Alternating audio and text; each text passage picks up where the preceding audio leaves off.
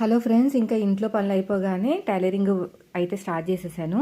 అయితే tailoring videos అనేవి editing, voice over ఇవ్వడమే కష్టము.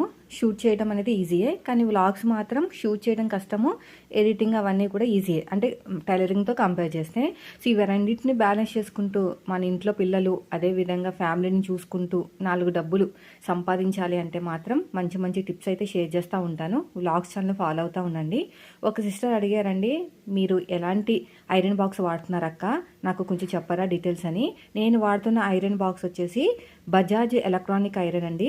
ఇది వచ్చేసి నేను అమెజాన్లో బుక్ చేసుకున్నాను. యాక్చువల్గా అయితే పెళ్ళైన కొత్తలో ఒకరు గిఫ్ట్ ఇచ్చారు, కానీ అది కొంచెం పాడైపోయింది అనమాట. అంటే కింద పడి అలాగా, దానంతటా అది ఏం పాడవలేదు, నా చేతులతో నేనే పాడు చేశానని చెప్పుకోవాలి.